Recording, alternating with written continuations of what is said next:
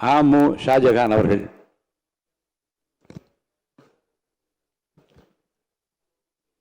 மாண்புமிகு பேரவை தலைவர் அவர்களுக்கும், மாண்புமிகு முதலமைச்சர் அவர்களுக்கும், மாண்புமிகு எதிர்க்கட்சி தலைவர் அவர்களுக்கும், சட்டமன்ற உறுப்பினர்களுக்கும் என்னுடைய நெஞ்சார்ந்த வாழ்த்துக்களை நான் தெரிவித்துக் கொள்கிறேன்.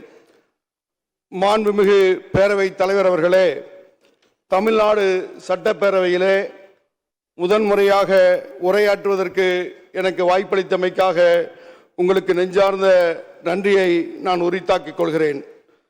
நான் இந்த சட்டப்பேரவையின் உறுப்பினராக அமர்வதற்கு அருள் புரிந்த எல்லாம் வல்ல இறைவனுக்கும், பாபநாசம் சட்டமன்ற தொகுதி வாக்காளர் பெருமக்களுக்கும், என்னை வேட்பாளராக அறிவித்த இந்திய யூனியன் முஸ்லிம் லீக்கினுடைய தேசிய தலைவர் தகைசால் தமிழர் பேராசிரியர் KM காதர் மொய்தீன் அவர்களுக்கும், மதச்சார்பற்ற முற்போக்கு கூட்டணியுடைய தலைவர் தளபதி MK ஸ்டாலின் அவர்களுக்கும், மாண்புமிகு எதிர்க்கட்சி தலைவர் உதயநிதி ஸ்டாலின் அவர்கள் உள்ளிட்ட தலைவர்களுக்கும் தொண்டர்களுக்கும் என்னுடைய நெஞ்சார்ந்த நன்றியை முதலில் நான் உரித்தாக்கிக் கொள்கிறேன். நடந்து முடிந்த சட்டமன்ற தேர்தலில் மகத்தான வெற்றி பெற்று முதல்வராக பொறுப்பேற்றுள்ள மாண்புமிகு தளபதி ஜோசப் விஜய் அவர்கள் இன்று நடைபெறும் நம்பிக்கை வாக்கெடுப்பில் வெற்றி பெற வாழ்த்துக்களை தெரிவித்துக் கொள்கிறேன்.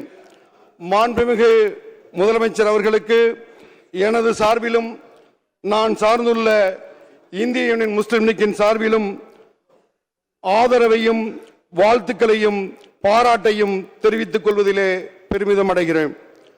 ஒன்றிய பாஜக அரசு மற்றும் ஜனநாயக விரோத சக்திகளின் சித்து விளையாட்டில் தமிழ்நாடு சிக்கிவிடக்கூடாது என்ற அடிப்படையில் இந்த அரசு பெரும்பான்மை நிரூபிக்க ஆதரவு என்ற ஒரு சிறப்பான முடிவை இந்திய யூனியன் முஸ்லிம் லீக் எடுத்திருக்கிறது. அருள்மறை திருக்குரான் சொல்வது போலவே ஆட்சிகளுக்கெல்லாம் அதிபதியான இறைவன் தான் நாடியவர்களுக்கு ஆட்சியை கொடுக்கிறான், தான் நாடியவர்களை கண்ணியப்படுத்துகிறான், அனைத்தின் மீதும் பேராற்றவுடையவன் என அவன் குறிப்பிடுகிறான். அதன்படி மாண்புமிகு ஜோசப் விஜய் அவர்கள் தலைமையில் இன்று தமிழக வெற்றிக் கழகத்தின் ஆட்சி அமைந்துள்ளது. அது மக்கள் போற்றும் நல்லாட்சியாக அமையும் என்ற நம்பிக்கை ஏற்பட்டுள்ளது. மக்களின் மௌன புரட்சி இப்படி ஒரு மாற்றத்தை ஏற்படுத்தும் என்பது வரலாற்றிற்கு ஒரு ஆச்சரியமான செய்திதான். ஆகவே இந்த ஆட்சிக்கு பொறுப்பேற்றுள்ள மாண்புமிகு முதலமைச்சர் அவர்கள் வரலாற்று சாதனை படைப்பார் என்ற நம்பிக்கையும் எதிர்பார்ப்பும் அனைவரிடத்திலும் ஏற்பட்டுள்ளது. வழிபாட்டு தலங்கள், கல்விக்கூடங்கள், மக்கள் நிறைந்து வாழும் இடங்கள் அருகில் உள்ள மதுபான கடைகளை அப்புறப்படுத்தப்படும் என்ற இந்த அரசின் அறிவிப்புக்கு இந்த ஆட்சி நல்ல தொடக்கத்தின் அடையாளம் என்று பாராட்டுகிறேன்.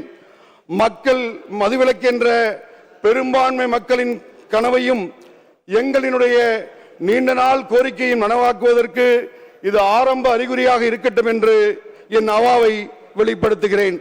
அதுபோலவே தேசிய ஒருமைப்பாடு, சமய நல்லிணக்கம், சமூக நீதி, மாநில சுயாட்சி, தமிழ் மொழியினுடைய சிறப்பு, சிறுபான்மையினோர் பாதுகாப்பு, மாநில வளர்ச்சி உள்ளிட்ட உயர்ந்த தத்துவங்களை நிலைநாட்டுவதிலே உங்களுடைய அரசு திடமாக செயல்பட வேண்டும் என்ற அவாவையும் இந்த நேரத்திலே நான் வெளிப்படுத்திக் கொள்கிறேன். முதலமைச்சராக பொறுப்பேற்றுள்ள மாண்புமிகு தளபதி ஜோசப் விஜய் அவர்கள் நல்லதொரு நாகரிகத்தினுடைய அடையாளமாக விருப்பு வெறுப்பின்றி அனைத்து கட்சி தலைவர்களையும் நேரில் சந்தித்து வாழ்த்து பெற்ற நிகழ்வு பாராட்டிற்குரியது.